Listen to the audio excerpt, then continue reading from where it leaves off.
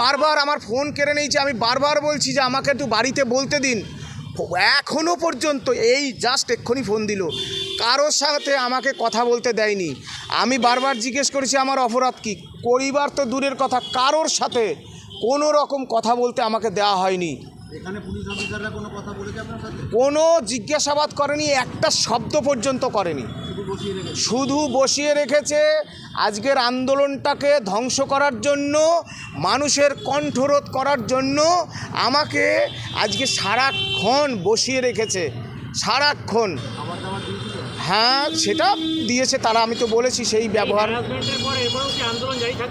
এরপরেও আরও শক্তিশালী আন্দোলন হবে। আজকের যে আন্দোলন, কায়দা করে পুলিশি ক্ষমতাকে ব্যবহার করে সরকার চেষ্টা করেছে, এই অভিজ্ঞতাকে কাজে লাগিয়ে আরও খুব শীঘ্রই ঘূর্ণিঝড়ের মতো আরও গতিবেগে, আরও টর্নেডোর মতো গতিবেগে আন্দোলন সানাবো আমরা।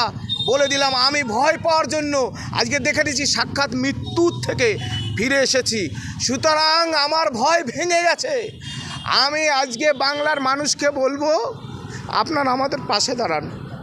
যেভাবে হাইজ্যাক করা হলো, এইভাবে রাজ্য সরকার, রাজ্যের পুলিশ মন্ত্রীর নাম মুখ্যমন্ত্রী মমতা বন্দ্যোপাধ্যায়, তার পুলিশ প্রশাসন এইভাবে একজন যোগ্য শিক্ষক, চাকরিহারা শিক্ষককে হাইজ্যাক করে নিচ্ছে যাতে তিনি আন্দোলনে না যেতে পারে।